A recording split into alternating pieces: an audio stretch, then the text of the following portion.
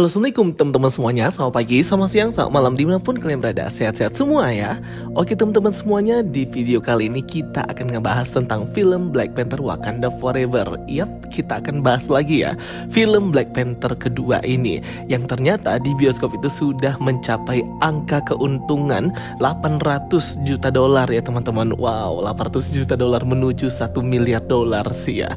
Semoga sukses ya film Black Panther Wakanda Forever ini. Oke, jadi di sini aku tuh mau ngebahas tentang original script atau skrip awal, sebenarnya cerita apa yang hendak dibawa ke film Black Panther Wakanda Forever ini sebelum kita semua mendengar kabar akan wafatnya Chadwick Boseman. Karena memang karakter dan juga tokoh dari Black Panther atau T'Challa itu sangat sukses ya di film yang pertamanya, dan pertama kali diperkenalkan pada Captain America Civil War. Tentunya kontinuitas dan keberlangsungan dari karakter T'Challa Black Panther sebagai pemimpin Wakanda itu pasti dinanti oleh para fans dan juga penikmat Marvel Cinematic Universe.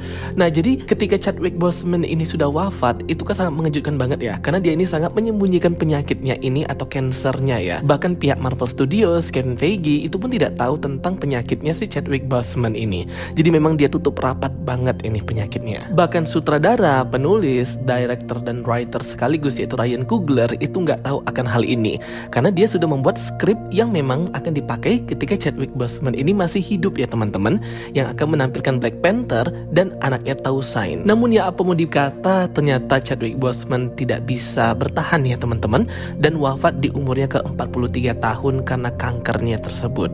Dan ini sangat mengguncangkan banget semuanya sih. Jadi Marvel Studios itu kayak putar otak bersama dengan Ryan Coogler, gimana caranya bisa tetap menampilkan dan melanjutkan franchise sequel dari Black Panther ini.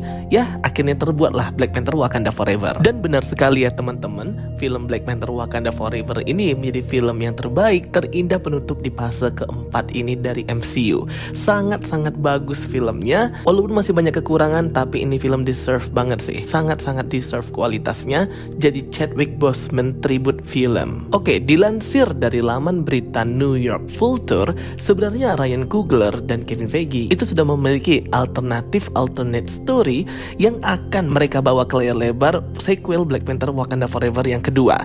Jika seandainya Chadwick Boseman itu tidak meninggal atau pada saat itu dia masih hidup ya. Tentunya sulit dan gak mudah ya berada di posisi seperti ini ketika karakter utama dari film yang hendak kita buat itu tiba-tiba meninggal dunia ya teman-teman. Dan itu mutlak dan kita gak bisa ngapa-ngapain. Kalau di recast atau ganti pemeran itu kayaknya gak bagus gitu ya, seperti tidak menghargai aja, kayak no respect. Jadinya makanya si T'Challa ini tidak di recast. Ryan Coogler selaku direktur Black Panther itu pernah bercerita di New York Times kalau sebenarnya original script atau alternate story dari Black Panther kedua ini lebih ke cerita antara ayah dan anak, father son story. Wah, nggak kebayang ya itu filmnya akan se-emosional apa ya jika menampilkan sebuah film yang berfokus tentang kasih sayang dan perjuangan antara ayah dan anak, khususnya di Black Panther itu. Aduh. Plot awal cerita Black Panther kedua yang dibuat original oleh Ryan Coogler itu menampilkan Chadwick Boseman sebagai T'Challa yang muncul setelah 5 tahun tersnap atau 5 tahun dia sudah hilang. Kemudian diblip lagi oleh si Hulk dan kembalilah dan hidup kembali T'Challa bersama dengan orang-orang lainnya berkat blipnya si Hulk itu. Nah, jadi cerita akan dimulai dari sini ya, after snap Thanos, after Endgame gitu guys. Setelah 5 tahun pergi atau absen, T'Challa pun kembali memimpin Wakanda dan memimpin rakyatnya itu bersama dengan ibunya Queen Ramonda dan adiknya Shuri juga. Nah, disinilah dia akhirnya bertemu dengan anaknya, dengan Nakia, yaitu Toisan. Toisan pun kebingungan ya, siapa sebenarnya dia ini? Padahal kan itu ayahnya sendiri si T'Challa. Bahkan Toisan pun tidak mengetahui bahwa ayahnya itu adalah raja atau King of Wakanda, the Black Panther Protector of Wakanda. Nah, jadi mungkin openingnya itu akan dibuka dengan family drama gitulah ya. Gimana si Black Panther T'Challa ini berusaha untuk menjalin lagi hubungan kedekatan dengan anaknya itu setelah menghilang selama 5 tahun. Dan diceritakan juga di awal bahwa ternyata T'Challa dan Nakia itu sudah divorce atau bercerai, dan Nakia pun menikah dengan seorang laki-laki dari tempat wilayahnya mengajar atau mengabdi, yaitu Haiti. Kan kalau di film Black Panther Wakanda Forever ini si Nakia berhenti ya menjadi spy atau mata-mata dan mengubah profesinya menjadi pengajar di sebuah sekolah di tempat Haiti. Kemudian cerita berlanjut ya, jumping ke 3 tahun setelah blip Hulk atau setelah kembalinya orang-orang dari snap Thanos. Dan setelah mengetahui mengetahui tentang jati diri ayahnya, Toyi-san pun dibawa oleh T'Challa ke Wakanda untuk dia rawat ya sebagai anaknya, bersama dengan Queen Ramonda dan Shuri juga. Di sini Ryan Coogler berkata bahwa dia sudah mempersiapkan banyak scene yang amazing, luar biasa banget sih untuk Chadwick Boseman dan anaknya itu.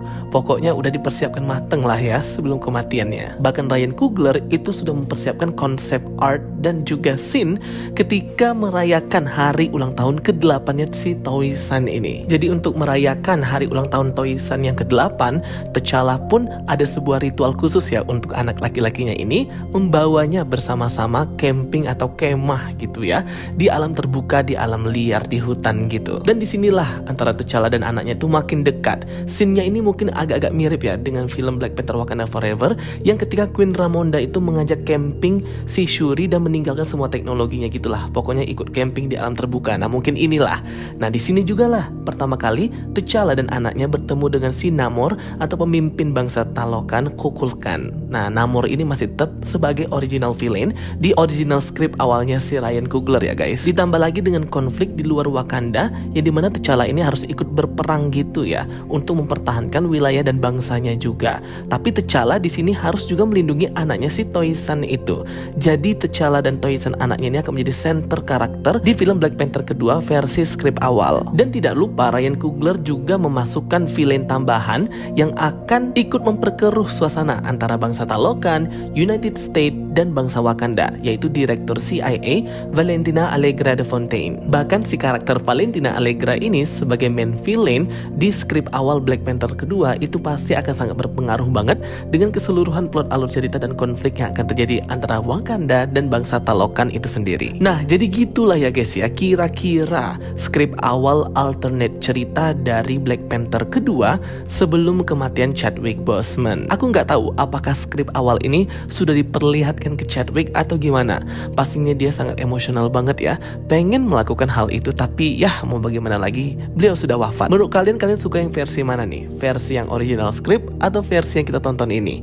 Pastinya aku nggak bisa ya harus memilih yang mana, karena kan yang kita tonton itu yang versi Black Panther Wakanda Forever, dan juga original script awal ini masih kasaran gitu ya skripnya, masih belum tahu mau kemana, jadi masih awal banget ide cerita. Tapi yang jelas aku sudah plus banget sih untuk Marvel Studios dan Ryan Coogler itu masih bisa menampilkan dan melanjutkan franchise dari Black Panther ini sampai ke Black Panther Wakanda Forever. Semoga kita masih dapat sequelnya yang ketiga nanti ya, mungkin Black Panther yang ketiga, dan mengulik lagi karakter Namor lebih dalam lagi tentunya.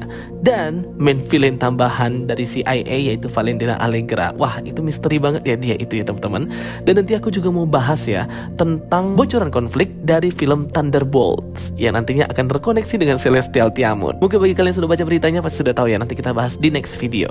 Oke teman-teman semuanya, thank you for watching my videos. Don't forget to like and subscribe. Kita ketemu lagi di video-video aku berikutnya. So stay tuned and stay watching. Sampai jumpa semuanya. Bye bye, see you next time.